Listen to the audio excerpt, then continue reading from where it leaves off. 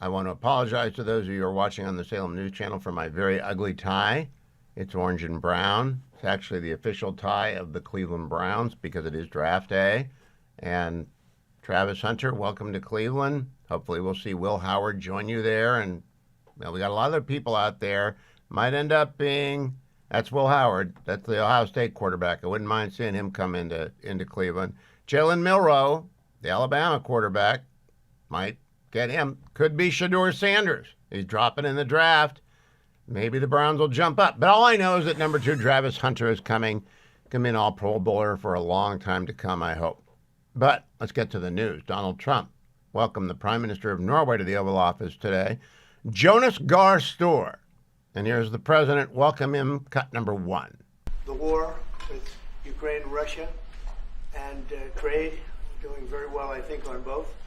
We've had some pretty good movement in every respect. The war is very important that it ends with, I used to say, 2,500 people a week dying, young people, mostly soldiers from Russia and Ukraine. And we want to end that war. We want to end it quickly. And I think we've made a lot of progress. And we'll see what happens. This next few days is going to be very important. Meetings are taking place right now. Additionally, we talked about trade, and we get along very well on trade. We'll do something, but I think the Prime Minister knows that over the years, the United States has been very good to a lot of people, and it's time for us to benefit also. So we're going to have a good relationship on trade, and we discussed other things also. But Mr. Prime Minister, it's an honor to have you with us. Thank you very much. So the exchange in the Oval goes on quite a long time. Cut number 2. Why are you not putting more pressure on Russia? I know a lot of Europeans. Putting a lot of pressure. You don't know what pressure I'm putting on Russia. They're dealing. You have no idea what pressure I'm putting on Russia. We're putting a lot of pressure. Can you maybe tell us that? We're putting a lot of pressure on Russia, and Russia knows that, and some people that are close to it know, or he wouldn't be talking right now. The Prime Minister understands that better than anybody. He wouldn't be talking right now. He's talking, and we're putting a lot of pressure. I think he wants to make a deal. We're going to find out very soon, but it takes 2 to tango, and you have to have Ukraine want to make a deal too, and they're being hit very hard, and I do believe they want to make a deal. So what's interesting is the president has repeatedly said, but a lot of legacy media and a lot of old never-Trumpers who tried to change their ways but can't stay on the wagon revert to this. Because he's not telling them what he's doing, they're judging him by what has not yet happened. I think we ought to give the guy at least 6 months before he declare anything on Iran and on Russia. We'll see. But he goes on to talk about the fact he's trying to get them together. Cut number 3. We want to, very simply, I have no allegiance to anybody. I have allegiance to saving lives, and I want to save a lot of lives. A lot of young people, mostly young people. It's the war. It's the soldiers. And if we can do that, also, as you know, I got started because the money that's been spent on this war is insane. It should have never happened. And it would have never happened if I were president. But Biden spent $350 billion on this, and it's a shame. And that's what got me involved. And then I looked at, and I see the results. It's horrible. It's a killing field. 5,000 soldiers a week on average. And we want to stop that. We both want to stop that for a lot of reasons, but I would say that is my number 1 reason. Why do you think that you will get Russia to accept a deal that also Ukraine and Europe is willing to? I think so, yeah. I do. I believe they will accept, and I think we're going to get this over with. I hope so, soon. More on the same subject. Cut number 4. I didn't like last night. I wasn't happy with it. And we're in the midst of talking peace, and missiles were fired. And I was not happy with it. That's what I meant, and that's, what it is. I assume that's what you mean. Sorry. Yeah. If the bombs keep falling, will you consider additional sanctions toward Russia, or what will you do if President Putin does not I'd rather answer respond? that question in a week. I want to see if we can have a deal. No reason to answer it now, but I won't be happy. Let me put it that way. things. Okay, the things President will and the Secretary of State both jump in here. Cut number 6. I don't think so. I think that they both want peace right now. They're ready to do something. We'll see what happens. Complicated, very complicated. But I think they are both very much looking to make a deal. Marco, what would you say? Well, first of all, what was put before our partners was options to discuss about things that it would take to end a war. This war is endable. Both sides just have to agree to it. We've shown them a pathway forward. We've discussed those ideas. It was a good meeting yesterday. There'll be good meetings over the weekend. We've shown them the finish line. We need both of them to say yes. But what happened last night with those missile strikes should remind everybody of why this war needs to end. It's horrible those missiles landed. What's even worse is there are today people that were alive yesterday that are not alive today because this war continues. And the president wants to stop it. And everyone should be thanking the president for being a peacemaker and trying to save lives. That's what we're trying to do here. It's not our war. We didn't start it, as you know. But we're trying to end the dying. We're trying to end the destruction. And we've shown the path forward. We can see the finish line, but both of them have to get there. We're going to do everything we can to help them get there, but they have to ultimately say yes. And we are using a lot of pressure on both. You know, if you think we're just in there because we're nice people, and we are nice people, but we're using a lot of pressure on both. Now, Secretary Rubio picks up the idea of ending wars, but also throws in another warning to Iran, cut number 10. Great enormous opportunity to grow the Abraham Accords. But I would just point to one thing. Of all the leaders in the world today, no leader is working harder to prevent wars or end them than President Trump is right now. That's why we're talking to Iran. That's why we're engaged with Ukraine and Russia. It's the desire to prevent these wars from breaking out and to end the ones that exist already. And again, I just think it's tremendous for our country to be led by a president who desires to bring peace and establish peace and protect peace. So it's hard work. Cut number 11, one more cut. Again on Iran, this time President Trump. Marco just mentioned something that maybe we should talk about for just a second, if we could, Mr. Prime Minister. And you're involved in it, too, because you've been involved in the world and peace. But I think we're doing very well with respect to Iran, and we're having very serious meetings. And there are only two options, and the one option is not a good option. It's not a good option at all. And I think we're doing very well on an agreement with Iran, but that one, we're doing a lot of things, I will say, but that one is well on its way. We could have a very, very good decision, and a lot of lives will be saved. Mr. President? That implies Iran is going to be ready to deconstruct their nuclear program. I hope he's right. Harry Anton last night on CNN. Bad news for the Democrats. Cut number 16. Yeah, this, I think, is a revolt that is going on within the Democratic Party right now, Democrats and their leaders. I mean, take a look nationally. Hello, Democrats and Dem leaders in Congress. The belief that they will do the right thing when it comes to the economy. Last year at this time, 80% believed that the Democratic leaders in Congress would do the right thing when it comes to the economy. And keep in mind, this is Democrats. Look at where we are now. That number has been slashed in half to just 39%. Holy Toledo, that is the lowest number by far in Gallup polling. The lowest previous was just 60%, which is 21 points higher than this.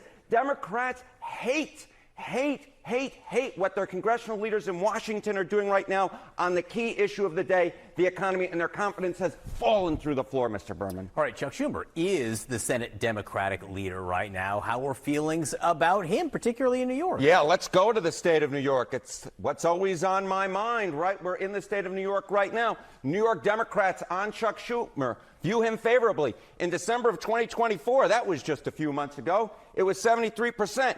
Look at where that number has fallen to in just a few months. It is now down to just 52%. That is the lowest I could ever find in Siena College on how Democrats in Chuck Schumer's home state view him. And keep in mind, if you're thinking about a primary challenge, it would be a few years away. But Alexandria Ocasio-Cortez's favorable rating among Democrats is considerably higher, in the 60s. So he is doing quite poorly in his own home state of New York. I never thought I'd see the day in which just 52% of New York Democrats I was would view on Chuck Schumer Fox News this morning after the announcement by Dick Durbin that he's not running for Senate again. I thought it was nice of Fox News to notice that. I don't think anyone else is going to notice that Dick Durbin is retiring. I don't know that Dick Durbin had done anything in the 43 years he's been in Congress. Now, he got there in, I guess it's 43 years. Got there in 1983. 42 years. I don't think he's done anything. I mean, they'll have a Durban post office somewhere, but he announced his retirement, and everyone in Illinois went, whew, thank goodness. But now they're going to have a very self-destructive primary there, Minnesota, in Michigan, in New Hampshire. They got to save John Ossoff in Georgia. Joined by Michael Duncan, one of the fellas from the Ruthless podcast. Michael, welcome back. How are you? I'm great. Thanks for having me, Hugh. I want to begin by saying my hat is off to you. You went on vacation last week. You went to a water park for an entire week with a 2- and a 5-year-old. My comment on that's a season of Survivor, if you ask me. I went to the water park once a summer. That was my quota when my boys were little. And a week at a water park, have you been checked for fungus? Is everything okay? Yeah, we're okay. We're okay. We had one ringworm scare in the Duncan house with a 2-year-old, but we figured that out. Now, I would say, you know, the work you put in during the day at the water park pays dividends in the evenings, because those kids true. were in bed at 7:30 each night, and they slept through the night, so mom and dad got to have some fun. Yeah, that is absolutely true. There's nothing like a water park for wearing out the small. Now, I want to go to this morning's episode of Ruthless about dark woke. I loved it. I laughed through all of it. I immediately had come off of a hit with Fox talking about the fact that Dick Durbin is retiring. And I thought about dark work colliding with the fact that the Democrats have vacancies in Illinois, Michigan, Minnesota, New Hampshire, and a very weak incumbent in Georgia. Do you think the dark woke is going, you might want to explain what it is. And then is it going to help the Democrat nominees in those 5 Senate races? It's supposed to be a Democrat year. That's a real rough map for them. Yeah, so dark woke is basically the revenge of the Sith. Ever since the Democrats lost in November, the party poobahs and the bosses got together and said, maybe we should talk less about these fringe cultural issues that we lose on. Maybe we should talk less about open borders and all of these sorts of things. And then somewhere along the line here in the new year, the radical left part of their party is starting to fight back, right? This is that dark woke. It's the double down on all of the failed policies and ideas that lost them the election in November. But I think they're having sort of a civil war. Like they're having a little bit of a schism, trying to figure out what it is that they represent. And they don't want to shy away from some of the values that the far left part of their party believes in, right? And so it's going to be very interesting in these primaries, like you were saying, Hugh, in a lot of these states, what actually emerges on top. We saw a similar situation in 2010 with the Republican Party and the rise of the Tea Party movement, as the Republican Party tried to, redefine itself and find a new identity after the Bush years. And I think the Democratic Party is going through the same thing. So, Michael, you've run Senate races. You know what it takes to win. There will be 2 or 3 members of each of the congressional delegations in each of those 4 open Democratic seats ripping each other apart. And I think the left is ascendant. I call it the ascendant left. And by that I mean Bernie and AOC out on the stump with thousands of people showing up wherever they go. David hogging all the airtime, upsetting the Democratic Party. They're talking about DEI, CRT. They're talking about, well, they no longer talk about defunding the police, but trans issues matter. Being anti-pro-Israel matters. Being anti-immigration matters. Can they actually get out of the tailspin? Because there's nobody to actually pull the throttle up. Yeah, I don't know. I think it depends on the messenger, right? I think this is important. And I talked to Will Cain about this a little bit for his podcast. And that is like, so much of politics is not having the best white paper or the exact right, thing from an ideological perspective. It's how you sell it, right? Like Donald Trump, since he came down the golden escalator, he won on authenticity. Even when you disagreed with him, you at least agreed with the fact he was telling you what he thought, right? And that's why the AOCs of their party do so well, why they can rally 50,000 people in Colorado, is actually believing, really authentically believing in the thing you're saying is as important as it being the right thing. And I think the Democratic Party is going to learn that as they get more energy on the left-hand side of the map. Michael, before you were probably born, after the Democrats lost a tough one in 68, they went way left with McGovern in 72 and got crushed. After they lost a tough one in 1980, they went not as far left, but pretty far left, with Walter Mondale saying, "I'm going to raise your taxes" at the convention. Everyone's saying, "Huh? That's new for a president to run on." Do you think we're in that cycle where they haven't hit bottom yet? Absolutely. Yeah, I mean, they're not going to hit bottom until they fully account for the failures of last November. When somebody in the party has to stand up and tell the truth and say, we lied about Joe Biden, Yes. right? That Kamala Harris wasn't actually the best candidate to take the mantle. And, maybe they need to shake up what the actual leadership of the Democratic Party looks like. With an absolute disaster that they had in last November, they've changed pretty much nothing. And as long as their voters are willing to accept that. They need less of Elizabeth Warren. I stole this from the Ruthless podcast this morning. I want to play cut 14, but I want to give kudos to the research team. They have a vast army of scribblers over at Ruthless. I just have Dwayne. Cut number 14. Do you regret saying that President Biden had a mental acuity? He had a sharpness to him. You said that up until July of last year. I said what I believe to be true. And you think he was as sharp as you? I said I had not seen decline. And I hadn't at that point. You did not see any decline from 2024 Joe Biden to 2021 Joe Biden? Not when I said that. The thing is, he was sharp. He was on his feet. I saw him.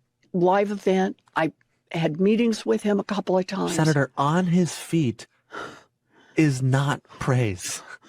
He can speak in sentences is not So praise. Michael Duncan, I can't, this is too painful, but I don't know who this podcaster is, but he looks like from Central Casting for a woke left, and he's begging her to denounce Joe Biden as an infirm old man, and she won't do it. Yeah, I think Elizabeth Warren is a pretty smart woman, actually, but pretty stupid to go on a podcast like that and just give the talking points. Like, podcast is different than television. And television, there's this suspension of disbelief where when you have a politician on, they're going to get the talkers, they're going to have the talking points. That's what they're going to do for 30 seconds. When you go on a podcast, you have to be authentic and you got to tell the truth and you got to go into depth. And she refused to do that. It was like she was giving a TV interview. And that is where the failure was. I mean, you see in that clip, when actually asked the question, he's as sharp as you, she has almost a convulsion of her shoulders. Yeah, oh yeah. Like she knows involuntary. Yeah, right. And it's like, just tell the truth. And until they actually tell the truth, what do you think the polygraph needle would do, Michael? Well, how would the polygraph go if she was asked that question by the agency? Think it would break the machine? Yeah, right. Well, It's a heck of an episode. As you guys like to say, a banger of an episode. I would encourage everyone to go and like and subscribe to the Ruthless podcast. It's where I get my political news from. They're pros. They're actually pros. They know what they're talking about. They're not recovering never-Trumpers who fall off the wagon every now and then. They are actually political professionals, and you learn a lot of the inside game in an outside-friendly way. But they don't have hair like that podcaster, whoever that was. Michael Duncan, thank you. And God save water parks. May you go every year and be that happy and avoid ringworm every year. In the latest edition of Rich States, Poor States, which you can get a free copy of, richstatespoorstates.org, there's such a wealth of data that my guest, John Williams, who is the chief economist and president of American Legislative Exchange Council. John, you've got, the draft is tonight. I'm wearing my orange and brown tie for the Browns. But we got a bunch of analytics geeks like Leah Beebe, who took a deep dive into your latest edition and came up with this stat. Louisiana is the most improved state this year, up 13 spots to number 18. Why'd they make that jump? Well, it's really, Hugh, a great success story of our ALEC legislators coming together with Governor Jeff Landry. And Louisiana's been an underperformer for a long time. And what they did, of course, was the big flat tax. And this is a 3% flat tax that Governor Landry and the legislature got across the finish line just before the end of the year last year, and has really changed the trajectory, I think, between that and when you have that in school choice that they had just passed in the months before that put together. And all of a sudden, Louisiana is now primed for growth again. We've talked a lot on this show, Hugh, about the Southeast region, the SEC region being uber competitive. And when you're surrounded by Texas, Tennessee, and Florida, there's not a lot of room for error. And Governor Landry and the legislators realized that, and they took corrective action. And it's a huge win for the taxpayers of Louisiana. You know, I sometimes think I'm watching ESPN when I'm at richstatespoorstates.org because they're completely in the pocket of the SEC. But if you go over to richstatespoorstates.org and you start clicking on the states, you find that the SEC states are 10 and 2 and 18 and 28 and 20 and 13 and 15, and South Carolina is 29. That's really the only SEC state that's not doing very well. Texas is at 9. I think it's actually SEC bias, Jonathan. Hey, Hugh, last week, you accused me of pro-Michigan bias, so this week it's They're the SEC same thing. That's the other side of the coin. Pro-SEC and pro-Michigan, everything that's anti-Ohio. I've begun to see the secret thread here. How about West Virginia? The most underrated turnaround, according to Habib. 38th in the first edition. I don't know what year that was. 16th today. What have they been doing there other than electing Republicans? Well, you made a good point on the SEC just for a second, with South Carolina being the big laggard. They have a lot of work to do to catch up with their neighborhood. But West Virginia has been a great turnaround story. It's been one, Hugh, that's nearly 20 years in the making, since 2007, since we launched the Rich States, Poor States report. And now I think they have arguably one of the very best principled free market conservative governors in America in Patrick Morrisey. We have our ALEC National Chairwoman, Patricia Rucker, in the state Senate, who led the school choice victory just a number of years ago. And it is, in a way, a similar story like Louisiana, Hugh, where you have education freedom and tax cuts and tax reform going together. West Virginia obviously becoming a right-to-work state in the last 10 years. And now you go back 100 years of data. Talk about geeking out on data for a second here, Hugh. You can go back a century of data, and every single year, West Virginia lost population, some of its residents, to the other 49 states on net. They were a net out-migration state. After school choice, after tax cuts, after right to work, that all changed for the very first time in state history. After 2024, those new census numbers that came in right around the holidays, West Virginia became an in-migration state from the other 49 states. So, don't tell me for a second or believe the progressive naysayers. This is free market reforms at work, and if it can turn around a state like West Virginia with a 100-year losing track record, it can turn around any state, and that's a huge It's win. well said. I have one question, the one that makes me, my eyebrows go up. Montana is 35th. Now, I know Governor Gianforte. I know their senators. I know their delegation. It's a conservative state. Why are they 35th, Jonathan? Great question. I was there in Helena last week, and it's another state with not a lot of room for error when it's surrounded by the Dakotas at the top 10, with Wyoming a no income tax state, Idaho a top 10 state. We have some good progress in some cases in Montana with the housing reforms and zoning, the Montana miracle that we talked about on this show with Governor Gianforte, a good man who's at the helm there in the governor's office. But it's a state that has not kept up with the other states in terms of cutting taxes. And this is a shocker for folks that don't follow state policy, Hugh. Montana, being a red state, is still not a right-to-work state. So it's a forced union state with tax rates that are far above what the region has around for its competitor states. We'll be digging deeper into rich states, poor states for a few weeks because it's a wealth of data geek info nuggets like that. Jonathan Williams is the president and CEO of ALEC. You can sign up for Rich States, Poor States at richstatespoorstates.org. Get your free copy. Or go to alec.org/Hugh to sign up for the weekly newsletter on the state of the states. That's alec.org/Hugh.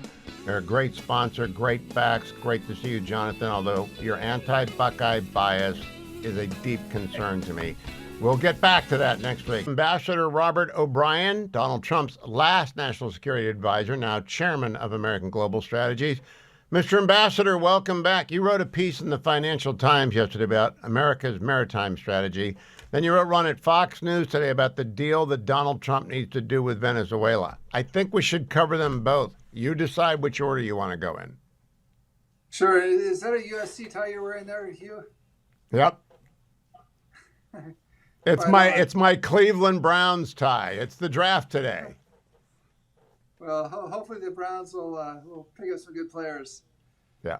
So first with Venezuela, I mean, the Venezuela piece is really a hard realpolitik piece that I'm sure you took away. We need two things from Venezuela. We need them to take back their illegal immigrants, especially the trendy gang members and killers. And obviously, we're having a little trouble trying to get the courts to allow them to go to El Salvador in the meantime. So we want Venezuela to take their criminals back. But two, we need the oil, and we need the Venezuelan oil. They've got 1 million barrels a day. That should be coming to the United States and going to our allies like India. It should not be going to China. It should not be going to Cuba. And I think Venezuela wants to do a deal on both fronts. Now, some people say you're dealing with Maduro, and maybe so, but getting the immigrants back in hostages home and getting all the Venezuelan oil and keeping it out of Chinese and Russian hands is worth it. And it doesn't mean we can't stop and help the opposition and encourage democracy and be involved in Venezuela's civil society. But I think we've got to put America first, and America first means getting the oil for ourselves and keeping it out of Chinese hands. Now, Mr. Ambassador, I was a little surprised to read that because of the alleged IRGC, the Iranian Revolutionary Guard Corps, involvement with Maduro. Is that overstated in the open sources? No, look, I mean, the Iranians are there, the Russians are there, and the Chinese are there. And so we've got to get all three of them out. And that's got to be part of the deal, that the malign actors, the international bad guys, the Bond villains, Putin and the Ayatollah and Xi, are out of Venezuela. If he wants to do a deal with the United States and participate in the Western Hemisphere and have us buy his oil and not take advantage of them the way the Chinese do, then he's got to send the bad guys home.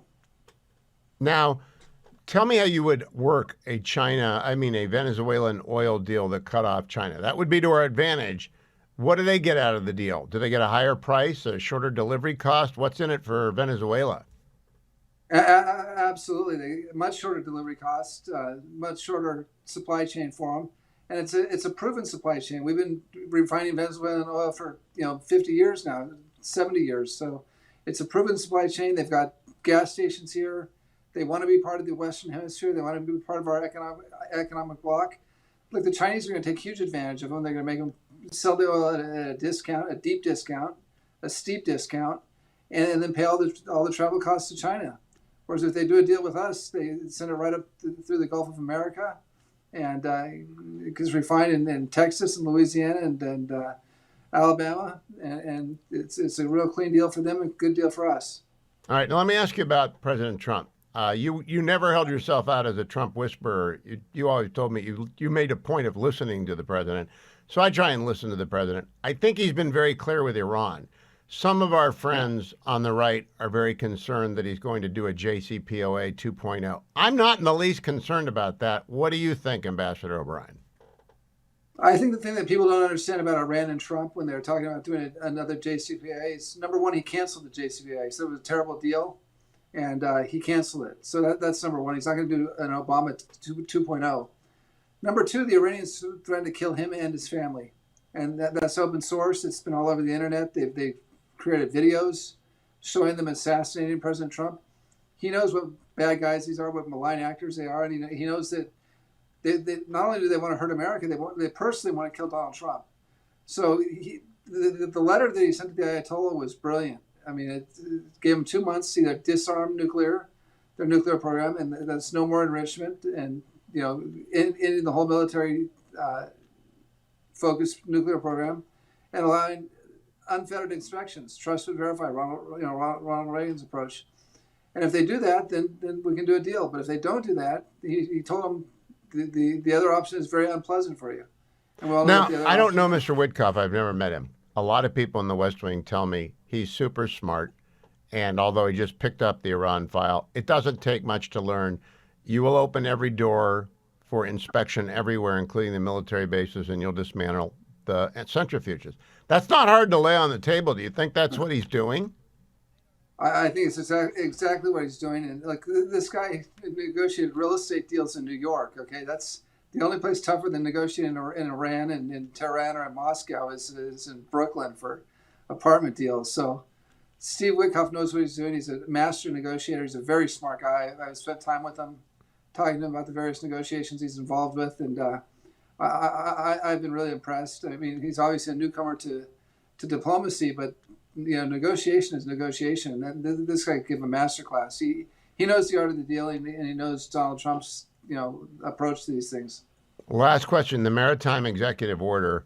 I think that's a product of work you got started when you were at the NSC, and some friends of ours are involved in that. How long does it take to implement maritime supremacy again? Well, getting that's going to take a while. It'll take, at a minimum, the rest of the term, and probably longer. We need a J.D. Vance or a Marco Rubio administration afterwards. We need a GOP president after President Trump, for sure. But there's a lot President Trump can do. There are ships that can be ship life extended. There are yards that in America that have capacity that want to build ships. But part of what we have to do is we've got to create the demand, and we've got to send the demand signal to private industry. And not just buy these, one-off, one-time ships. We got to tell them we're going to buy 5 ships from you, so you can tool up, get the apprentices in there, teach young kids how to do HVAC and welding and all the things that go into shipbuilding. And if we give them a demand signal and tell them this is going to be a 20-year program, American shipyards are going to get up to speed. The shipyards are also working with our allies, especially in South Korea and Japan. Especially the South Koreans have a great shipbuilding enterprise. The Italians are here in Mike Gallagher's old district up in Marinette, Wisconsin. So we're bringing foreign companies into America to build ships, and we could maybe outsource some of the building to foreign yards if they're going to complete them and assemble them here in America. So good pieces both. Very good pieces both. Financial Times and Fox News. Robert C. O'Brien. Follow him on X at Robert C. O'Brien. Thank you, Mr. Ambassador. You can see that I'm wearing my orange and brown tie today. Can't see the bottom of it where the little orange helmet is, where the Cleveland Browns are, because they're on the clock. Cam Ward going to Titans #1, and the Browns are going to take Travis Hunter. But I hope they pick up. He's going to be a fabulous receiver forever. Then I hope they go to Will Howard. Actually, at 33, I want him to take the best running back on the board. At 67, I want him to take the best offensive lineman on the board. And then in their second choice in round 3, I think about 104 or something like that. Take the best quarterback left. Could be Jalen Milroe of Alabama. It could be Will Howard of Ohio State, who I'm very intrigued by because of the way he led through the Buckeyes' march to the top. Or it could be Shedeur if he falls. We'll see. I'm driving down to San Diego tonight, so I'll have to be listening to the draft on the feed from Draft Central. I see that Coach Urban and the Triple Option podcast is going live from up in Green Bay for the draft. And then the Orange and Brown draft podcast will be out from the Orange and Brown Talk right thereafter. So I'm looking forward to a night of sports. I want to tell you about Consumer Cellular. Some of you have not written the phone number down. I've gone too fast. I apologize. 1-800-411-4454. 1-800-411-4454. Now, I know some of you are attracted to the very low rate that is offered for 50-year-old people who want to bring their number with them, want to bring their contacts with them, but they don't use a lot of gigs, and they've been sold an unlimited data plan by big cellular, and they want out. Very, very easy to switch. Take you less than 20 minutes to switch. And you'll be talking to a human being within 30 seconds. So call 1-800-221-4454. Also, savings without sacrifice. You don't want to give up quality of connection. You want good, clean connection when that happens. That's Consumer Cellular, the equal of anybody else. You'll find that. What they do is save you money. Now, if you do want unlimited data, they give you 2 lines for $60 a month. How much are you paying? You probably don't know. But you'll find out if you go to consumercellular.com/Hugh. Joined by Brent Gardner, one of our favorite guests. He is the Vice President and the Head of Governmental Affairs for our sponsor, the Americans for Prosperity. He's always clued in on what's going on in the Hill. Hello, Brent. How are you? Hey, Hugh. Happy draft day. I got my Browns tie on. We're drafting number 2. So I'm looking for Travis Hunter in Cleveland for the next 20 years and then to the Hall of Fame. But I have low expectations. Brent, I have the same kind of expectations for the reconciliation bill. Yesterday I spoke to Chairman of House Ways and Means Committee, Jason Smith. He told me July 4 is when they want it on the president's desk. What do you think about that? Look, I'm worried that this could slip. I'm pretty hopeful that when the Congress returns next week, that they treat this like preseason is over. That the time for them to be able to get this done is now, and they're going to be putting pen to paper on this reconciliation bill. You know, it's now got the working title of the Renewing the American Dream Act, and this is a make or break moment for the GOP. They've got to get it done quickly. I'm hopeful that they get it done into the president before then. Now, I think July 4 would be fine because the title charts of politics are pretty fixed. And if you haven't got the economy cooking by the end of Q1 26, you're going to get wiped out in Q4 of 26. You agree with that assessment, Brent? Yeah, no question, Hugh. If Republicans have any chance of bucking the historical trends of a new presidency at the midterms, they have to get this right. They have to do it quickly, and they have to have the effects of the certainty this gives the American people, American business, and American families what they're looking for, an opportunity to be able to take hold. That's something they missed doing in 2017. It came late, and it wasn't the kind of thing that Americans felt by the midterms. This is really a make or break moment for the GOP. You know, what I talked with Chairman Smith about was the need for small business owners especially to know what their rate's going to be. They really can't build out space, expand, hire workers, think about a second location if they don't know what their tax rate's going to be, Brent. Does that, I think that's what it got into one big, beautiful bill as opposed to two, as everyone realized business owners need certainty. Is there agreement on that, even though they're still working on the SALT deduction? I think so, Hugh. I think ultimately there's been rumors in the last several months of some seriously unserious proposals, things like allowing taxes to come up and raise. And I think it's time to move past that. This is where it's going to be critical for Republicans to not waste time on things that are bad policy and bad politics and give the certainty to this economy, to those small business owners, to those families, to be able to make those decisions to invest in the American economy, to participate in the American economy. So I'm really hopeful that that's something that doesn't get us sidetracked here over the next month or so as we see the bill take shape. Now, they do need to find some revenue. There are $2 trillion, and they're in a $2 trillion Easter egg hunt. I have suggested, as other people have, opening a transfer portal on a flat tax basis from 401ks and IRAs into Roth IRAs. They would reap $2 trillion in the blink of an eye if they set it at 15% or even lower. I don't want them to raise the top rate. That's regressive. That destroys the economy. How else do you see them getting revenue up, Brent? Yeah, look, I think there's a lot of serious proposals out there that allow them to be able to put in reforms that give them a chance to be able to do just that. But look, I think some of the proposals that are out there today are good ones. I expect that we'll see a number of discussions with ideas like that and others that could be considered. But they need to really be focused on those chances to be able to ensure that we keep spending down and that we have a tax policy that allows for growth. At the end of the day, you know, we've been talking for a long time about avoiding the worst, which was the largest tax increase in American history. But they should be focused on a bill that has smart reforms that give us an opportunity to have additional revenue, but also really just focusing on getting good tax policy in this bill. You know, Brent, you mentioned the draft at the beginning of the segment. Tonight, when we're listening, as running backs come off the board, they will talk about a new analytic, explosive runs. Those are runs of greater than 10 yards. Who's got explosive potential? We want explosive growth. We don't want 2.5%. We want 4 and maybe even 5%. Do you think that's doable? I think we're going to need it, Hugh, if we want to be serious about what it's going to take for this country, not only to get back on track to where we were before 4 years of Bidenomics, but if we want to continue to lead the world as the preeminent economy, we're going to have to see that kind of growth, and we're going to have to be able to build it here. And one of the first steps that we can do is ensuring that we have great tax policy that doesn't disincentivize investors, that gives American families the opportunity to participate in our economy, and that gives entrepreneurs a chance to be able to see the opportunity to take that risk and to continue to build the American economy into what it could be.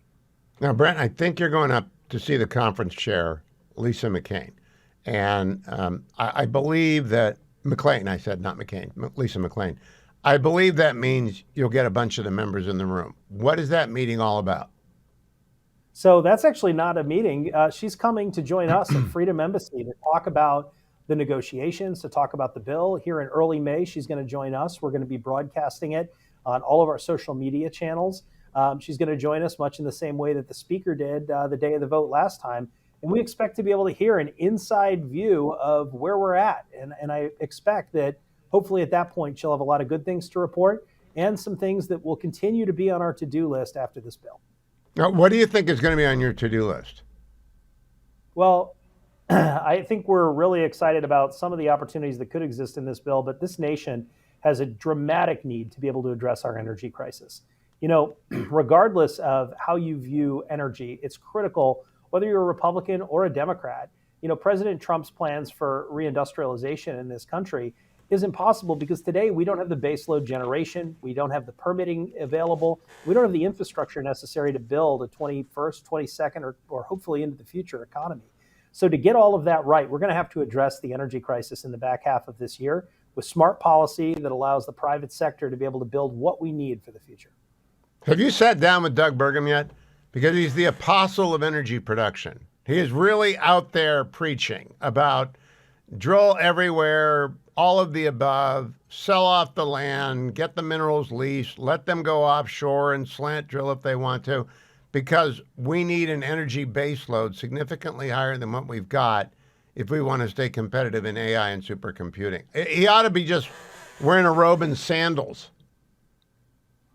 Yeah, no, listen, I think the promise of the way folks are talking are great. What the back half of this year is going to be is about taking those ideas, those concepts, and putting them into reality. Because if they don't happen, America will struggle to be able to lead as we have for the past decades without that type of build out of baseload, without that type of energy policy. It's going to be essential for us to do it.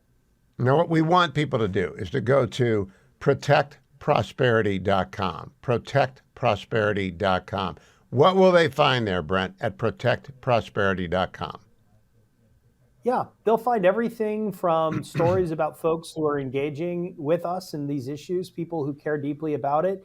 But the biggest thing they'll find is an opportunity to raise their hand and get involved themselves. This is an effort that was demanded by the American people in last year's elections.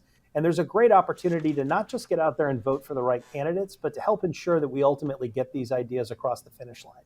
Whether it's this tax bill, whether it's the energy challenges that we face, or many other issues that this country demands the type of action that we know we need to get to where we want to be, there's a great opportunity for folks to be able to get engaged. And we need people to really dial in focus and push their congressman over the line. Protectprosperity.com, protectprosperity.com. Brent, great to talk to you. I'll see you in the Beltway next week, I hope. Protectprosperity.com. Speaking of markets and prosperity, let me give you the market report. It's closed now, brought to you by our friends at American Federal.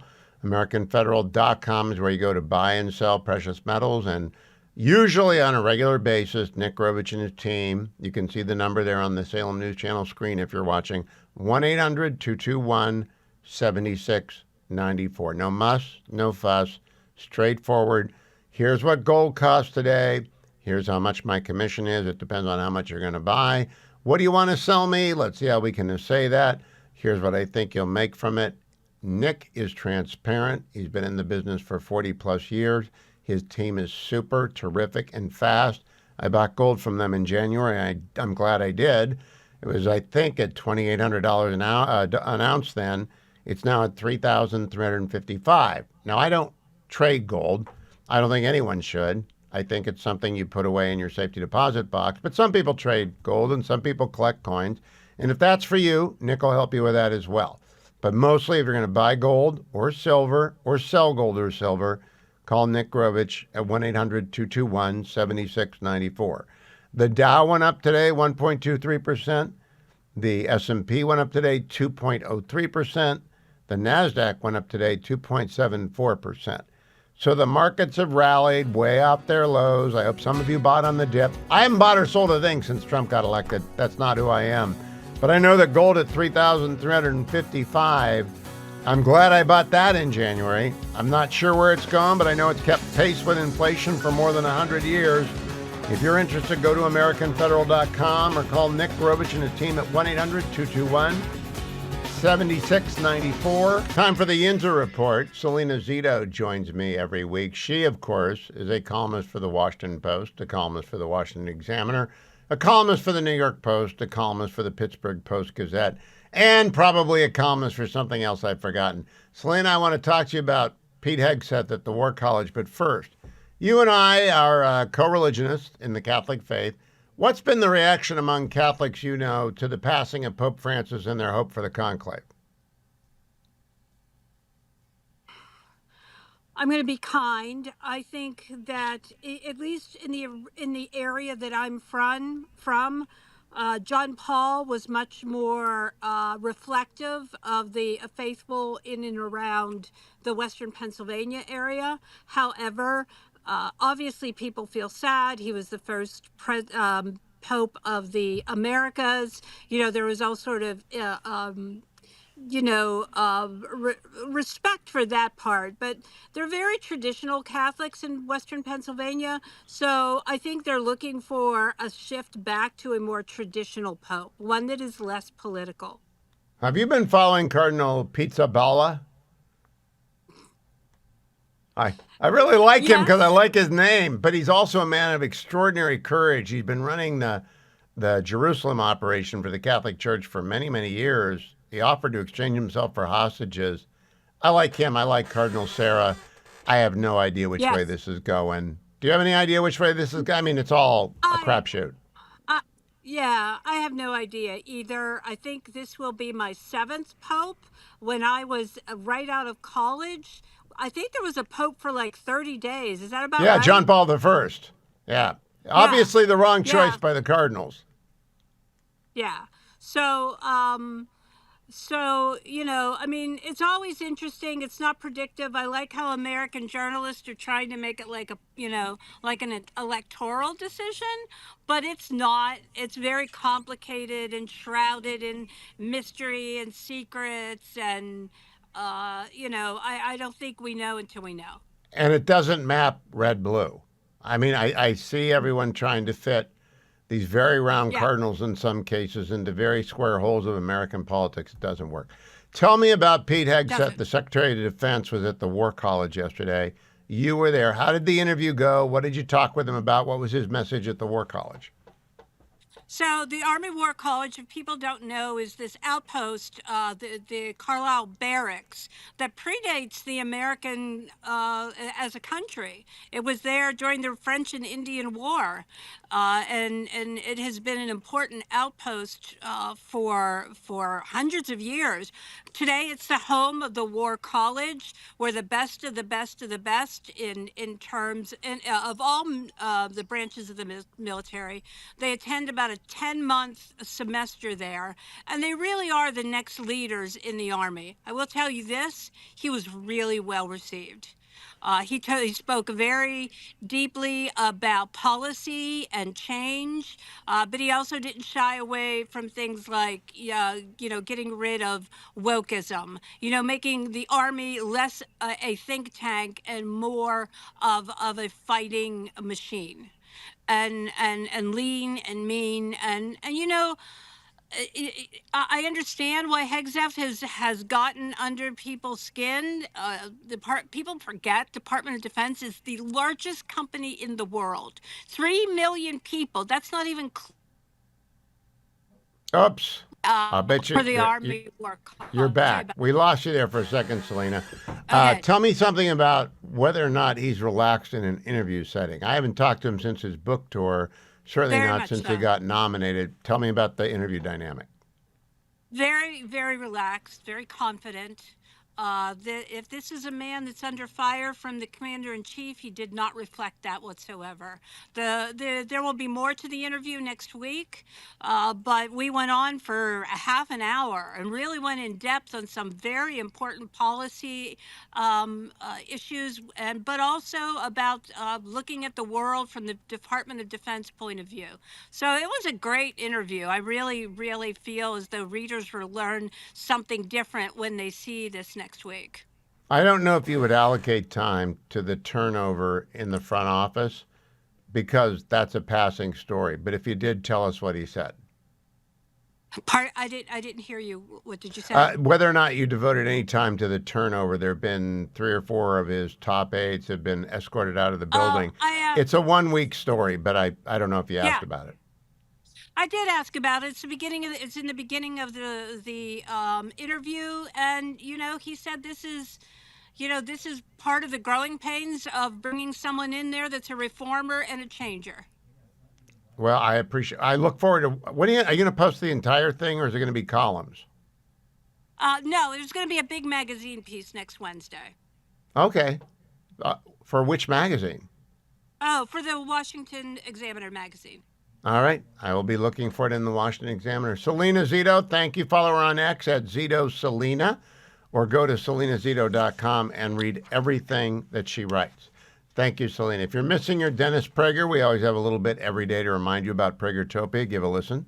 You could like money, you could respect money, you could use money, but love money, that's a problem. But I want it clear that money is not the root of all evil. That is not only not a New Testament statement, it is not a statement of anything other than essentially communism. That's what communism argued. That's so brilliant by Dennis. And that's a little bite, but you can get a lot more than a little bite if you head over to Pragertopia.com and join. We hope Dennis will be back in June. Until then, that's your daily dose of Dennis at Pragertopia.com. Let me remind you about our friends AndrewandTodd.com, sponsors of the show, Sierra Pacific Mortgage, bankers. I had breakfast with Andrew yesterday to catch up on the market.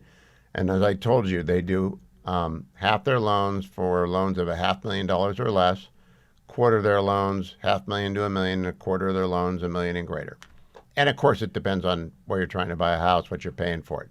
If you're going to go out to nowhere, Oklahoma, it's going to be a little bit less expensive than if you go to booming Warren, Ohio.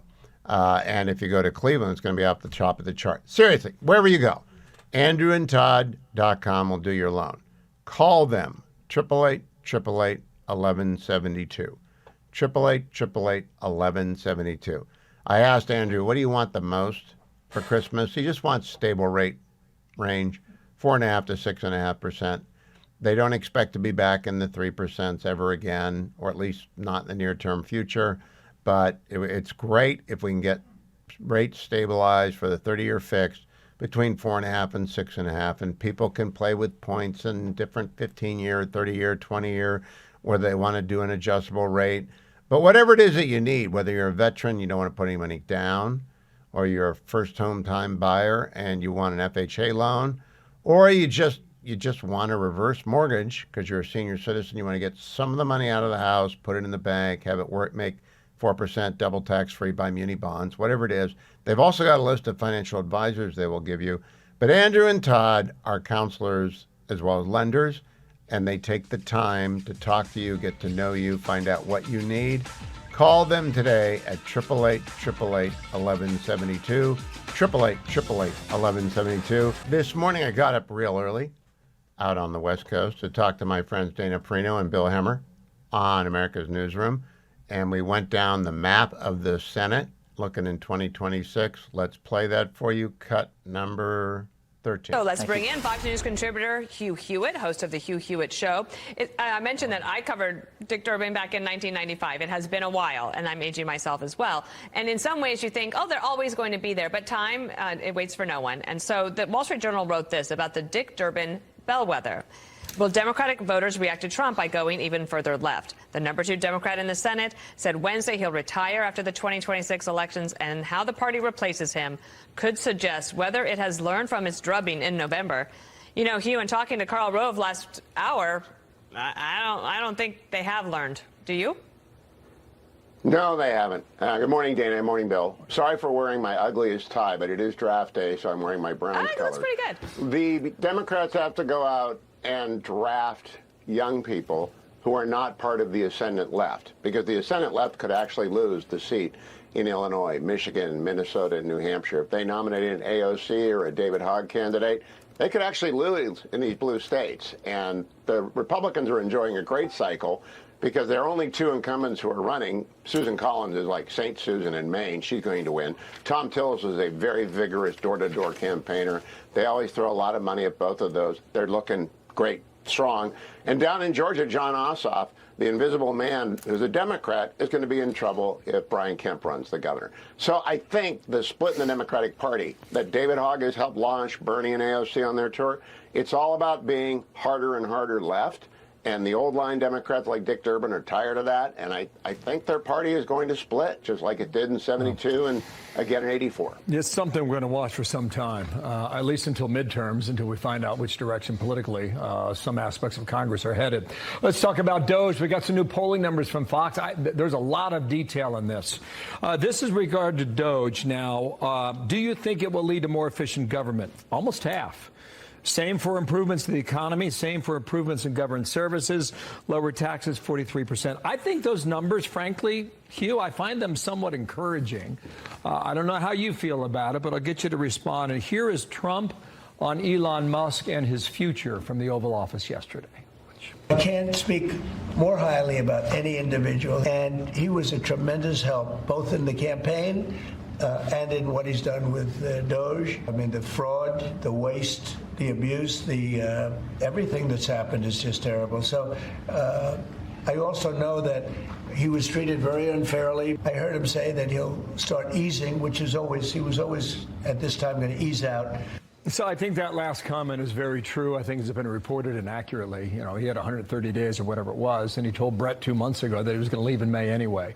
That to the side. I don't know if they get to $1 trillion. That was the numbers that were put out there. What do you think of what the American people are feeling about this now based on our polling numbers, Hugh? Fabulous success, Bill. And that's, I credit a lot of it to when Elon Musk brought 6 other Doge executives and sat down with Brett Baer. That might have been the most powerful messaging hour that Fox has run since the election, because Brett was asking these very accomplished executives, what are you doing? And they explain. I can't get over, NIH has 27 chief information officers. Things like that really impacted the American public on the size, scope, and absolute awful administration of this vast federal establishment. So what Elon Musk got done with President Trump's backing was to message to the American people the federal government is out of control. And I think they set the stage very well for the reconciliation process led, by Speaker Johnson and Senate Majority Leader Thune to actually take the axe out and put a lot of those Doge recommendations into law in the reconciliation. So I think it's been a tremendous success, and I'm startled by those numbers because Doge is about, green eyesight accounting and trying to shrink the federal government. People usually fall asleep. When you get close to 50% on something that didn't exist 6 months ago, it's a big win for Trump and Musk. It's a big win. Thank you. It's a big win. I was happy to be able to tell Bill and Dana that. Josh Kraushaar is the editor of Jewish Insider. He joins me now. Josh, I read the piece over at Jewish Insider on John Ossoff and pro-Israel voters in Georgia. John Ossoff, of course, voted with Bernie Sanders last year to cut off weapons sales to Israel. The article says some pro-Israel voters are coming around to Ossoff. I don't know that I ever forget that. What are you finding? Well, we called it the apology tour. He took a lot of backlash after, I believe it was in January, voted with Bernie Sanders, I think 18 other Senate Democrats to withhold military funding to Israel, and just got an earful, not just from groups like DMFI, AIPAC, but a lot of the local Jewish community, even liberal Jewish voters in Georgia. Hugh, you know this, but Senator Ossoff is probably the most vulnerable senator on the 2026 map. Absolutely. Yep. And if you look at it, was such a close race that he ran last time. And probably if it wasn't for Jewish voters voting fairly solidly for him in that election, he probably would have lost that election. So he knows he's got a lot of political cleanup to do. There was basically an identical vote that happened a few weeks ago. Ossoff switched his vote. Notably, Raphael Warnock actually now is against the Bernie Sanders resolution against Israel military aid as well. So they clearly got the message. Sometimes political backlash actually can change lawmakers' behavior. And Ossoff and Warnock, both Georgia Democratic senators, flipped their votes. And look, I don't know if it's going to help. If you saw some of the reporting and looked at some of the quotes from one-time Ossoff supporters, they haven't fully been won over, but they've made some inroads. Well, now he's flip-flopped. So, once you take a radical position, and John Ossoff went radically anti-Israel, to flip to the other side is to invite the criticism that you're doing just that. Now, we're on in Atlanta, we're on across Georgia, and of course, people driving up and down the interstate between Florida and the north. They all say the same thing. If Brian Kemp gets in here, Brian Kemp wins. So I think Brian Kemp's a reliable friend of Israel for pro-Israel voters. That's not going to be hard. People aren't going to forget that. I really don't believe people forget votes like that.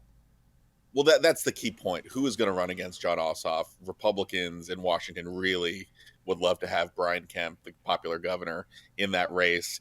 If Kemp gets in the race, I think he would, really get a significant share of the Jewish vote in Georgia. It might make the difference in a competitive race, though I think Kemp has other advantages beyond just the issue of Israel and Middle East policy. I think the big question would be, if it's not Governor Kemp, who would the nominee be? And I think that's where things are a little more up in the air. So Kemp is a big piece of the puzzle for the Senate map. You and I have been talking political maps for years, and I was on Fox this morning with Dana and Bill and pointed out Democrats have quit in Illinois, Minnesota, Michigan, and New Hampshire. They're going to have rough primaries in all four. Those are blue states, but they're going to have primaries among and between members of Congress who are on the left side of the spectrum. Do you think they could lose any of those four? Yeah, I'm sure. I mean, look, I think a lot depends on the political environment overall, but Michigan is something a state they're very worried about. It was a state that Trump won, and a state that Mike Rogers, who's running again, it almost won against Alyssa Slotkin. It came very close in that big open seat battle. Look, I think the big story in Illinois and to some extent Minnesota, Michigan as well, is these primaries pitting left-wing candidates popular with the grassroots or having potential with the grassroots versus more mainstream center-left Democrats. Michigan's a great example of that. You've got Haley Stevens, who's a very strong ally of Israel, probably one of the stronger candidates on that front among Democrats, at least in Congress, against Abdul El Sayed, who is part of the uncommitted anti-Israel movement in the state.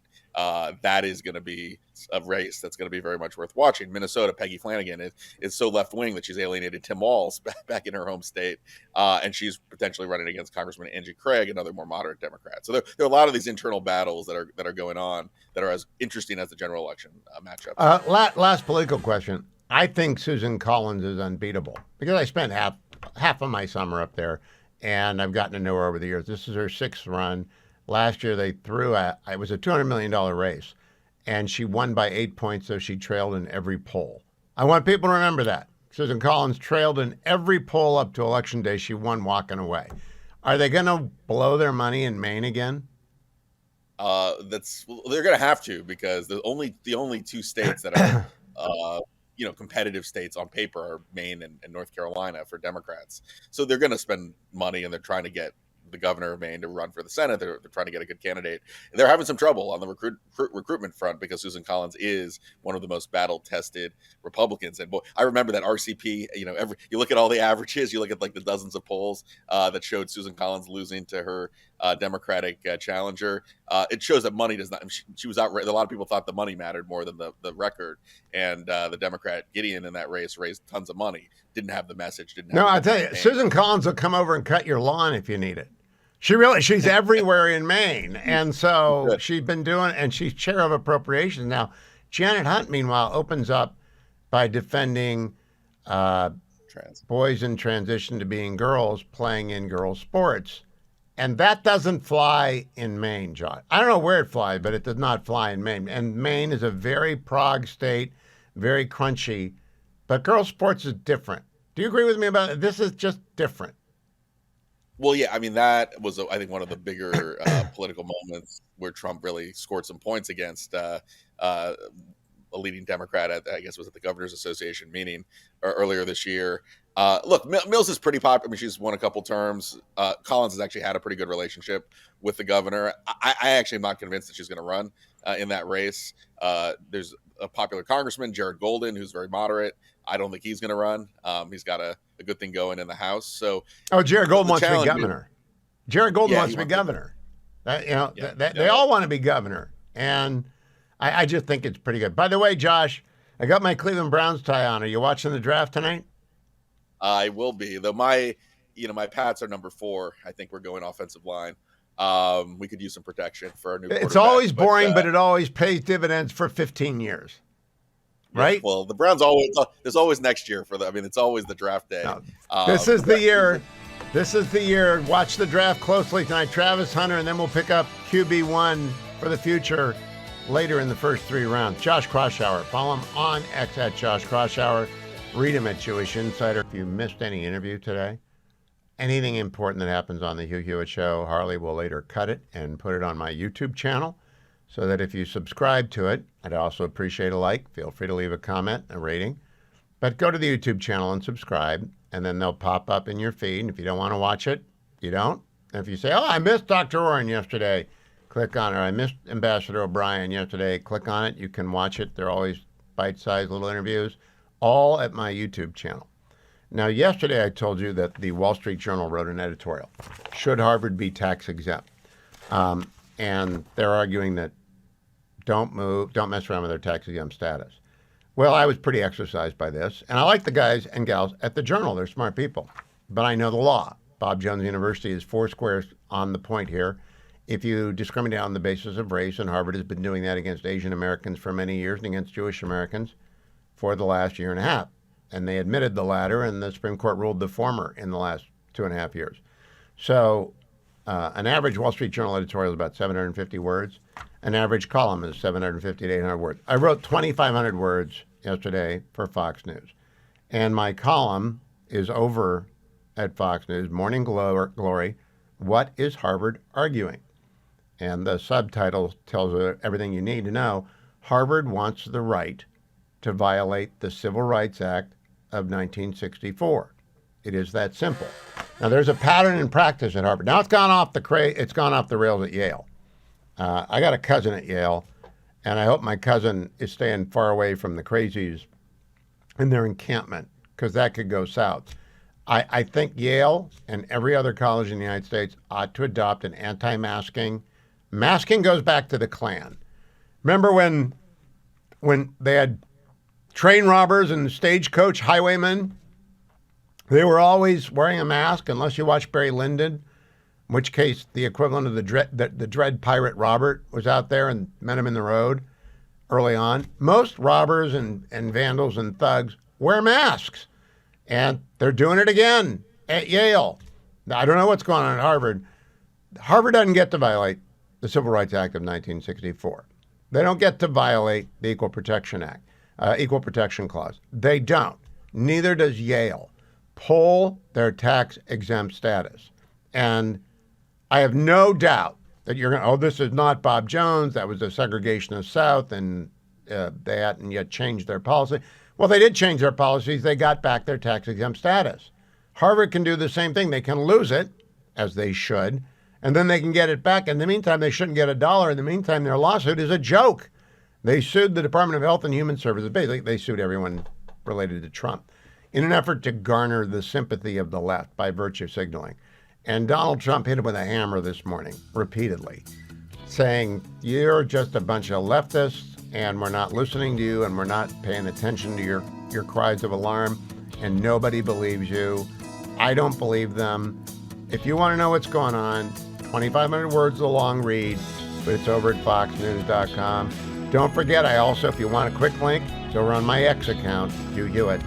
Go there as well. If you're watching on the Salem News Channel, my orange and brown tie is in recognition that the NFL draft goes off tonight at 8 p.m. in the East, and the Browns will be drafting second. I'm joined by Senator James Lankford of the great state of Oklahoma, which have not been very good to the Browns over the years, although I like Baker Mayfield a lot. He was a Sooner. Brandon Weeden didn't take us very far. He was a Cowboy senator. Are you watching the draft tonight? You know what? I'll dip in and out of the draft on it just because it's fun entertainment to be able to see. But I actually have got several calls and things I'm chasing down. But it's always fun to be able to have the draft go on, especially if it's happening in Green Bay. I mean, it's like the center of the football universe.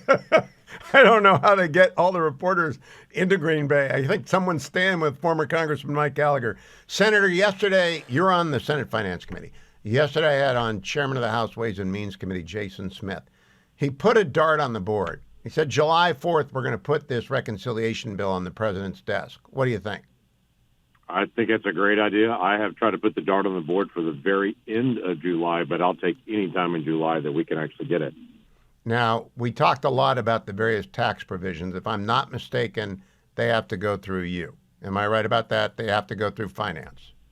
They do, actually. So Ways and Means has it in the House of Representatives. Finance has it in the Senate. So they are the twin committees between the two. So I asked him a couple of hard questions, pointed questions. Where are we on salt? The blue state Republicans, the half dozen that are left in California and a handful in New York, they want some higher salt caps. What does James Lankford think about that?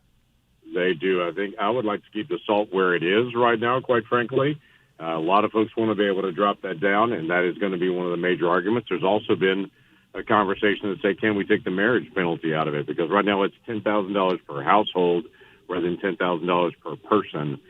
So I get that. We try to take out as many marriage penalty issues as we can in the tax code on it, but that is a multi-billion-dollar change. And it is, quite frankly, a change for the top bracket. Only 9% of Americans actually itemize their taxes anymore.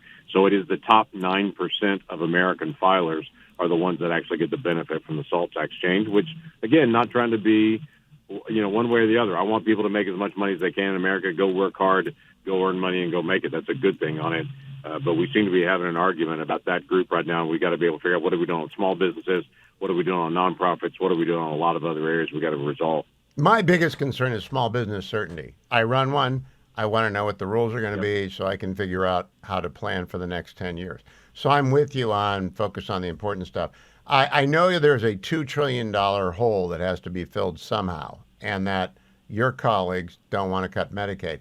I have been pushing, along with a few other people, opening a Roth conversion window where if you've got a 401k or a Roth or a non-Roth IRA, you convert it to a Roth IRA at a flat tax or 10 or 15%. It would raise trillions of dollars. Is that floating around Senate Finance? There are 1,000 things floating around Senate Finance. That is one of them. I would tell you, when we start talking about all the different pieces of this, it gets complicated in a hurry because there are so many pieces. But frankly, we've got to resolve each and every one of them, and we've got 3 months to do it. We've got to have this done by the time we get to August, because it's going to take at least 5 months for the IRS to be able to promulgate all the rules. And for things like full expensing, which is one of the major pieces we got to do for small businesses, to be able to make sure they get full expensing on the year they actually have the expense. We want to make that permanent, and to be able to lock that in, it's going to take a little while to be able to get the rules out on that. Let's get it done. Now, Senator, when the tax committees get together, who goes from the House? And I know Jason Smith goes, but is it just Jason Smith and your chair, or is it a group of 3 from each? How do you do that? There's a mix. It depends on the issue. So there'll be different groups together on things like small businesses. There'll be a group dealing with international tax. There'll be a group dealing with energy tax. There'll be different specialized. So not every senator is deep in every part of the tax code. It may be shocking to you, but not every senator is a CPA. So we're all digging into I tax pity code. you So we all. try to I barely got through tax in law school. I walked out saying that was my Gallipoli. I got a mercy D. Let me turn to your other committee, Homeland Security. You are very strong on the border. I know that there are some very key priorities on the border. Are those going through that committee? They will go through Homeland Security, and Homeland Security and Judiciary both are going to add some additional dollars for things like finishing out the border wall, adding some additional dollars for enforcement, putting more Border Patrol, putting more ICE agents on the street. Those are key aspects right now. We've got to have more beds. We've got about 45,000 beds. Those beds were used by the Biden administration to move people in. The Trump administration is using those same beds by ICE to move people out. But when you deport someone and remove them, they are going to spend, a week or two, sometimes just a day or two, in custody, and then they've got to be able to be moved out. We could actually remove more, especially criminal aliens, if we had more beds. So those are important financial pieces that have got to be done during this as well. Let's talk about that a second, Senator. They have to be humane. They have to be clean. They have to be safe. But 45,000 really isn't a drop in the bucket when you're talking minimum 10 million people crossed the border in the 4 years under President Biden. What number do you think we need to actually have a workable detention system near the border to facilitate rapid deportation of those who are not eligible to stay? our target has been somewhere between 90 to 95,000 beds that are available. So you're talking doubling the beds that we have now in the capacity. That gives the flexibility to be able to move people in and out. Also, is region to region. You don't have to have big flights to be able to get people to where there's an open bed. There are bed spaces that are out there. Quite frankly, the Biden administration made the rules so tight on, for instance, private prisons or county prisons. If they meet the state standard, they should also be able to meet the federal standard, but they jacked up the federal standard so high that hardly any location could meet it. So if the Trump administration says we're going to back this back to where the standard used to be, that opens up more opportunities for more beds that are out there. Then we just got to contract with them and do it. So the bed space is there. We just got to be able to get through the process of all the different contracting and agreements. Now, Senator, I want to close with, I think the most important committee on both sides is the Intel Committee. You're on there with our friend, yep. Senator Cotton. When you hear President Trump talk about Iran, what do you hear? Because I hear him saying, dismantle the centrifuges, open every door right away, or we will bomb you. I don't think it's a complicated message, but what do you hear as a member of Intel? Yeah, I hear him saying a very clear message of saying Iran cannot have a nuclear weapon. This is not an issue of Iran cannot have nuclear medicine, or Iran cannot have nuclear power. That's fine. That's not the issue. But you don't have to enrich uranium to 90% if you're doing nuclear medicine or nuclear power. That's what they're doing. They're pushing their uranium to where it's only a weaponized system of uranium. If we've got very strict standards for how we're going to actually inspect, if they're able to open up, which they can, to be able to open up, to be able to allow clear inspections, we don't have a beef with Iran other than two things. The Iranian people are not the problem. The Iranian regime is the largest state sponsor of terrorism in the world. They've got to knock that off because they're attacking us with the Houthis. They're attacking our allies in Israel every single day with Hezbollah and with Hamas and the Houthis, and they're planning to be able to have a nuclear weapon. So those are the two things. We want them to be a part of the family of nations. They don't have to agree with America on everything, but they can't start killing our friends. They can't plan to be able to have a nuclear weapon and to be able to come bring the attack to us. Good, strong messaging. Last question, Senator Langford. You're not on the Committee of Jurisdiction when it comes to energy, but Oklahoma is, if it's not the second, it's the third most important energy producing state. Will the energy committees get Oklahoma what they need in the authorizing language on reconciliation to be able to drill and pipeline stuff out of there? Yeah, we will. We're still going to miss some of the pipeline permitting issues. That will take 60 votes. That's a bigger issue that we got to resolve. My friends on the left, they all want to say we've got to have more transmission lines to be able to move solar power and wind power. Fine, we've got to be able to resolve some of those things, but we can't take over eminent domain of individuals, and we've got to be able to get pipelines run across the country.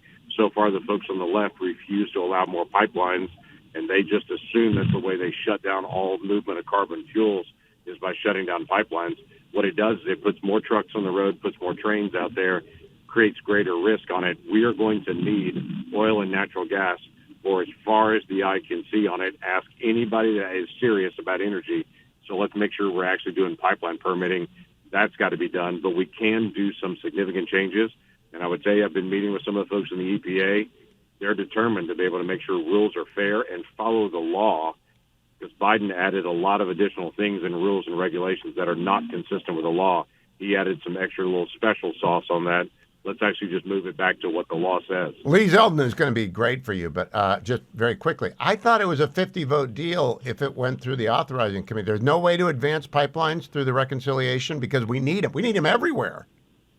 We need them everywhere. I mean, the folks in the Northeast, bless their soul, they fight all the time on pipelines not coming through, so they end up buying foreign natural gas to be able to come into the Northeast part of the United States. Apparently, they're just allergic to natural gas from Pennsylvania.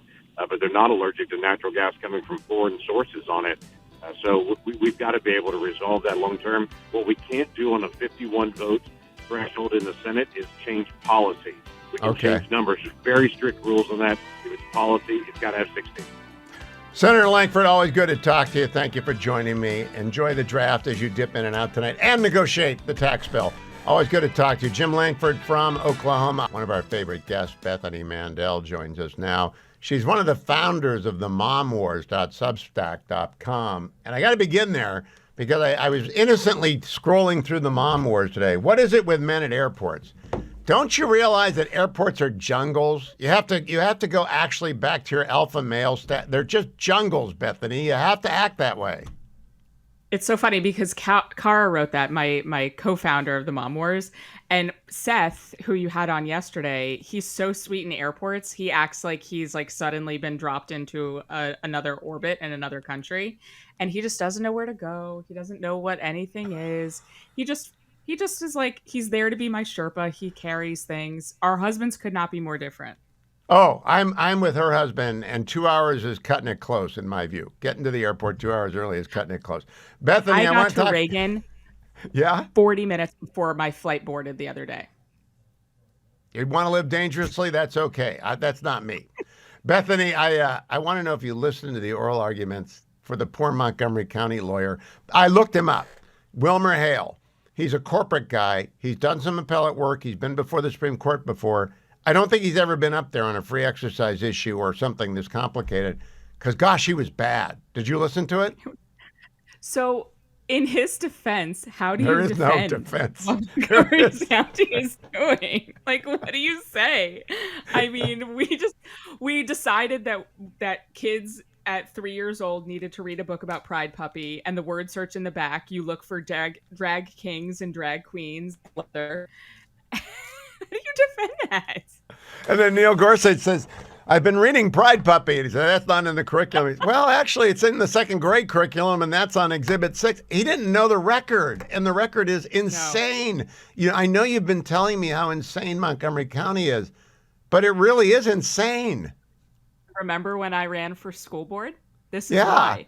First of all, it's not just this insanity, but Montgomery County has probably, in my estimate, and not just my estimate, I was talking to experts standing outside the Supreme Court on Tuesday, they've probably spent close to $2 million on this. Do you know how many fourth graders at my local school are reading and doing math on grade level? Single digits. Perhaps there was a better use of that $2 million. You mean like reading tutorials, like reading after school? Crazy, Who would have thought about that? Bethany, I don't know how or why they decided they had to have this curriculum forced into every kid's. I was talking about it with my free exercise class yesterday, and they're left to left, and they're of all different, but they can't believe that human sexuality is taught in the second grade and lower. They just couldn't believe it because they're normal people. What's wrong with Montgomery County's Board of Education? Yeah, Kavanaugh said, I can't believe that this is the hill that you decided to die on. And it's really inexplicable. I mean, they've decided that this is the proper way to teach people morality, and it is their duty to do so, and it is only their narrow definition of morality that is valid. But what they did was actually really insidious because they didn't teach this in a human sexuality curriculum. They put it into the English language arts curriculum because you can't opt out of that according to Maryland state law. And so they were very calculating in their decision to put these books into the ELA curriculum because they knew that they would eventually make it so that people couldn't opt their own children out of these lessons. You know, you're always reading. I don't know if you read Bill Barr's memoir, One Damn Thing After Another. Maybe the best memoir I've read in the last 20 years. And in it, he argues that secular absolutism has become a religion, and therefore it should be a violation of the Establishment Clause to force it on people. You agree with that? When I was outside of the Supreme Court, I actually was thinking that as I took two photos, I'll send them to you when we get off air, of two individuals standing outside the Supreme Court protesting the parents, and they were both in religious garb. They had like the priestly necktie, and they had sort of the scarf over, but it was rainbow. It's a religion. Okay. It is a religion. It is a religion. And Bill Barr's argument, it's a wonderful book. Now I want to ask you about Yale. I read a column for Fox News today. I want Harvard's tax-exempt status polled. Alan Garber admitted to anti-Semitism that's ongoing. They've been discriminating against Asian Americans forever. But now I look at Yale, and the encampments are back, and they're excluding Jews again. You know, obviously identifiable Jews wearing kippahs or whatever kind of garb that identifies someone as Jewish. They won't let them pass. It's like the Black Knight from Monty Python, only with a mask. Yeah, no, it's a very clear violation of those Jewish students' rights. My friend Cassie Akiva is covering it for the Daily Wire, and they recognized her and have been harassing her and intimidating her. She's a Jewish journalist and an outspoken one at that. And I'm scared for her watching her videos. She said that she has a camera guy that's 6'9", and I'm glad that she's, basically traveling with protection because she needs it. She's got to watch her rearview mirror. I'm serious about that. She has to. These people are not good people. But what about Yale? Should not. And what about our Department of Justice? I think if this were black students being barred access to part of the campus, that's what people need to understand. It's a violation of the Civil Rights Act of 1964. Yep. It's as clear as can be. Where is the DOJ and the Department of Education? I think they're getting there. I know folks in both, and I think it's a matter of when and not if. But what really scares me is what this indicates about the future of America's elites, both at Harvard and at Yale. There's something deeply broken inside our elites, and it starts. I mean, I have a friend who sends kids to private school out in Los Angeles, and they had to pull them out because between the anti-Semitism and the sexual content for sixth graders, that was shocking, honestly. There's something deeply, deeply broken. So I wrote 2,500 words for Fox today on how the Bob Jones case from 1983 applies to Harvard. And I did that because the Wall Street Journal doesn't want to start messing around with tax-exempt status. Look, there's no turning back unless we save these institutions. They will be broken beyond recognition. Last word to you, Bethany. I agree, but it does scare me that when the shoe goes on the other foot, they're going to do this kind of stuff to the Heritage Foundation and AEI and all of these more conservative and libertarian places. But something has to be done, and I'm glad I'm not the one that has to decide what that something is. But there's something really broken. Yeah, the argument about the slippery slope has been there forever, and sometimes we do actually fall off of them, like with property rights. But I don't see an alternative. Harvard's breaking the law, Yale's breaking the law, and if we look the other way, they'll continue to break the law, and those Jewish students and your friend are in danger. I mean, actually, physical danger. It was an assault, what I saw last night. Imminent fear of an unpermitted touching. That happened last night. Battery may have happened last night. Bethany Mandel, themomwars.substack.com. Hilarious, but men at airports are doing their job. It's a jungle out there, and you just got to do your job. Thank you, Bethany. Want to remind everyone, Dwayne's World drops today, doesn't it, Dwayne? Is there a new Dwayne's World coming out today?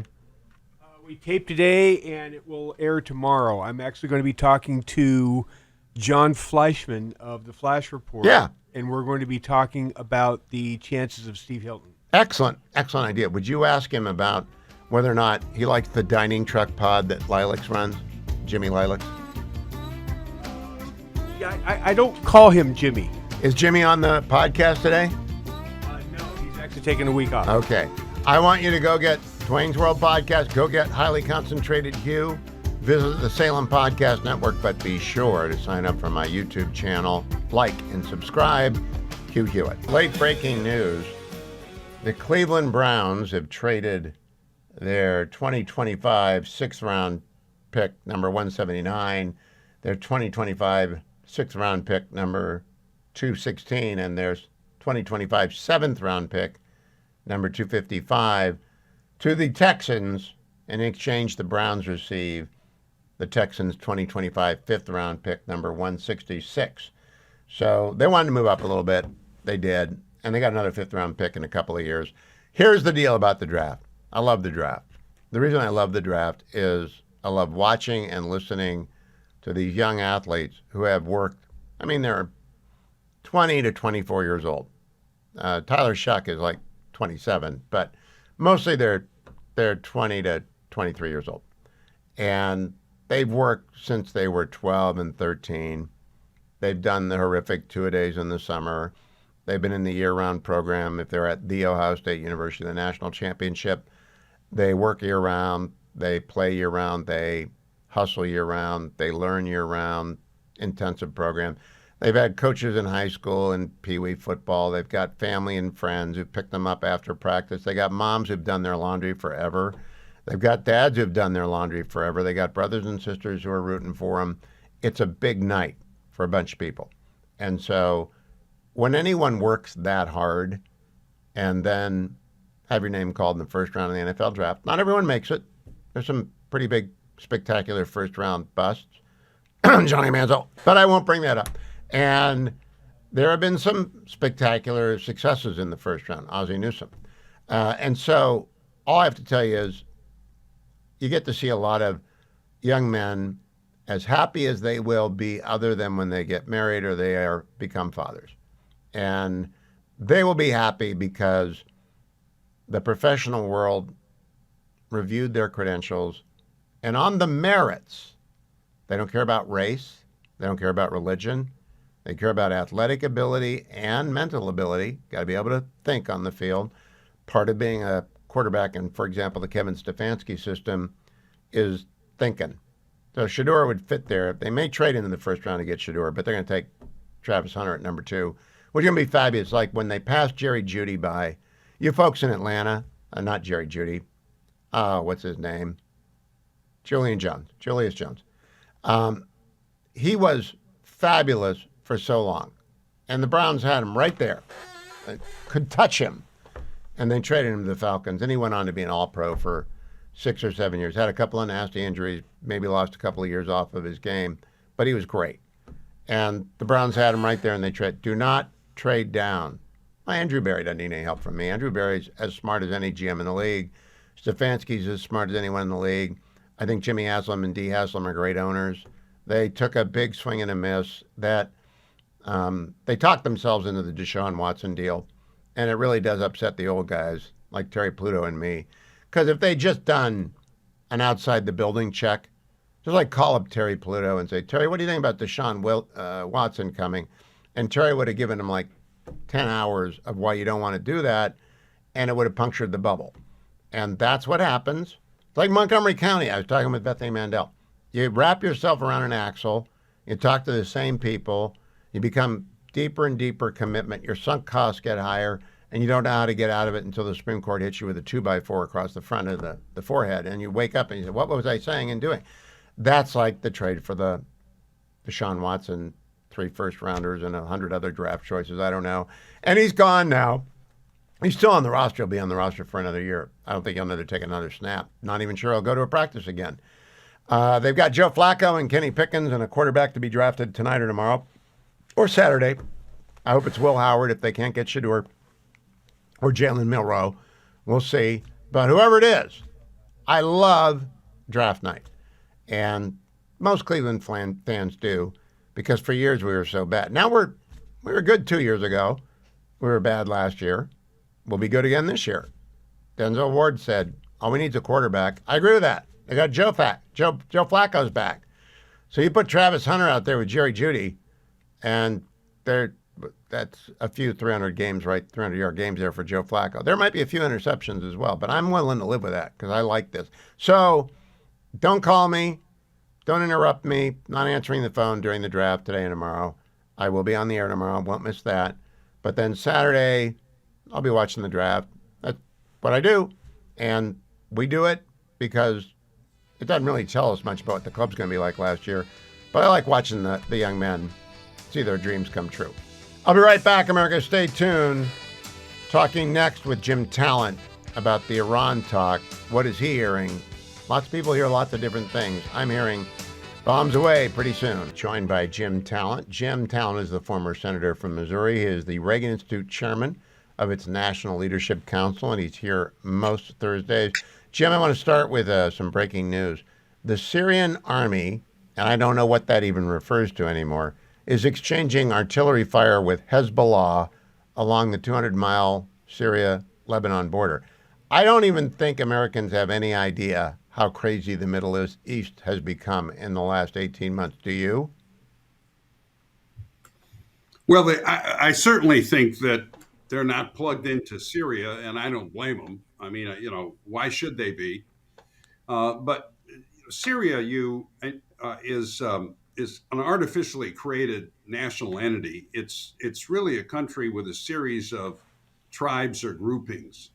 So, you have the Alawites who had Bashar Assad for all those years. You have the Kurds who have been pretty much American allies and are still there in the Northeast. You have the Turkish influence in the North. And so it's actually very good news, I think, that this is happening, because I don't want Syria to become a pathway to resupply Hezbollah again. And this is indicative that they're not going to be. So I wonder whether those are probably Syrian government forces.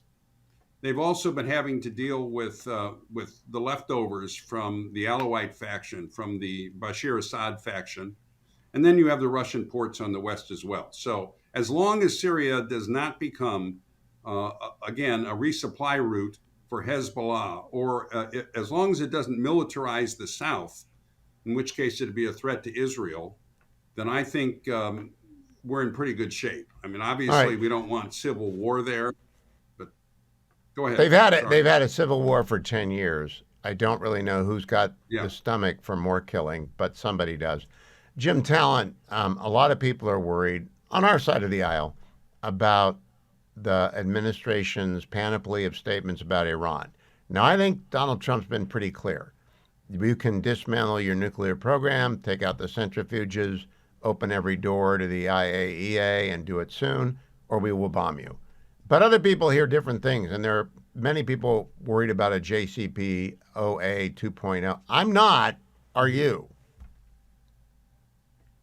No, I'm in your corner on this one, Hugh, and because I always look at the actions and decisions that presidents actually make. Now, you've documented the amount of military force that the president has authorized to be brought into the region, the aircraft carriers, the THAAD batteries for Israel, all the ordnance that they're flying into Al Udeid Air Force Base, the two I mentioned the aircraft carriers, and he's been taking on the Houthis. We're still pounding the Houthis, which is his way of saying, look, I don't like fighting, but I'm willing to fight. Now, in the last week or so, the administration has levied, I think, 5 separate new sanction orders on the shadow fleet, on the teapots, which are independent refineries in countries that have been getting Iranian oil in violation of the sanctions in Malaysia and Hong Kong and places like that. So the president is squeezing. As I said, he does not like war, which is a good thing, but he also doesn't like a bad deal. And I think he knows in this context what a bad deal is. So if Iran was capable of rebuilding itself in the near future so that it could counter better air attacks, I'd be more concerned, because I think these negotiations could drag on for a while. But I think at the end of the day, the president's going to do what I think he knows he has to do. Well, I've told everyone, give him 6 months on both Ukraine and Iran, and then you can begin to have a judgment. But until then, I've been reading and listening to a history of the Vietnam War. It's the 50th anniversary of its end next week. Saigon, the helicopter. And, Nixon and Kissinger never told anyone what they were doing. It's crazy to me that we expect to know what the president is doing in negotiations. Is that irresponsible of legacy media to ask these for answers like this? Well, yeah, there's certain elements of it. Look, I don't blame anybody for being concerned about this, because we have an opportunity. You've had a dozen guests on to talk about it. Iran's at its most vulnerable. It's also very close to a nuclear weapon. It's a very important decision that needs to be made. And the president wants to explore the possibilities for peace. I think he also wants to make clear to the world that he's done that.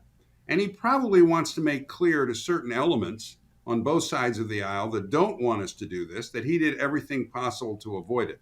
Ukraine is a different kettle of fish, Hugh. Trump knows he holds the cards in the Middle East. That's not as clear in Ukraine. And so he's got to try and figure what leverage he can impose on Putin to get him to the table. Remember, Putin is winning. And so he doesn't want to come to the table right now. Isn't the best leverage driving down the cost of oil? Oil's down to $62 a barrel. That's going to kill Putin. Well, yeah, or secondary sanctions on the big Russian banks that can still get to the financial markets, as well as sanctioning the oil that the Russians are selling to Europe. Trump has leverage points that he can pull, but it's by no means as clear a situation. It's a much more difficult negotiations, I think. I think eventually he's going to get there, but that's going to take some time. Last question, Jim Talent.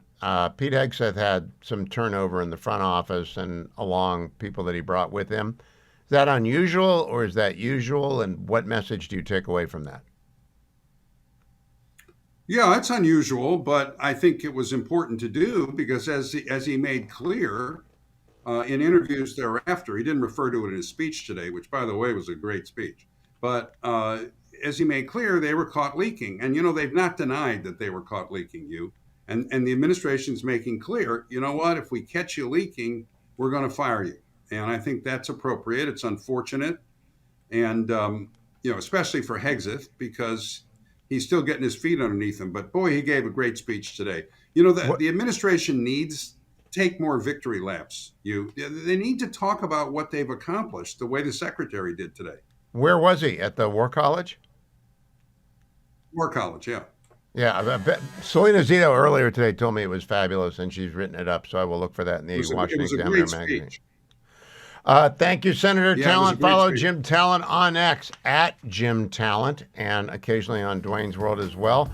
Follow me to the next segment. In the meantime, you can go follow my X account if you want updates from today's interviews. And, of course, our YouTube channel, Hugh Hewitt. YouTube, like and subscribe. Like and subscribe. I do read your reviews. I do read your comments there. Mostly I read my subtexters, which you got to join the Huniverse if you want to be in subtexting contact with me. President Trump was in the Oval today talking with the Norwegian Prime Minister Jonas Gahr Store. Cut number 5. Ukraine have to give. Former Secretary General happens to be right here, so they can't put words in his mouth. He's been a great general, frankly. It was because that's what you are. Really, you're a general. But he's been a great Secretary General. We had a tremendous relationship, very successful, and I think he could speak for himself. He's right here. But do you still agree that Ukraine have to give some territory away to win peace? Well, it depends what territory. They've been fighting. They've lost a lot of territory. We'll do the best we can. Working with Ukraine, we'll do the best we can. But they lost a lot of territory. When you say Crimea, that was handed over during a president named Barack Hussein Obama. That had nothing to do with me, Crimea. That was 11 years ago with Obama. And they made a decision. There wasn't a bullet fired. There was no fighting. There was no anything. They just handed it over. Now they say, well, can you get it back? I think that's going to be a very difficult thing to do. That was given by Barack Obama when he was president, not by Donald Trump. Then Prime Minister Store of Norway chimed in. Cut number 7. That to move towards an end of this war, U.S. engagement is critical, and President Trump made that possible. That is clear. That is obvious. It's really happening. Now, the important thing is that both parties have to know that they have to deliver, and they have to feel the pressure to deliver. Ukraine is under attack. They are defending themselves. Lives are being lost. And we believe very firmly that there needs to be a ceasefire, the initiative taken by the U.S. Some time ago. It needs to be respected. And then to move on to something which both parties can own. That is the compromise. All right, so the Prime Minister is agreeing with the President. That was a good meeting today in the Oval.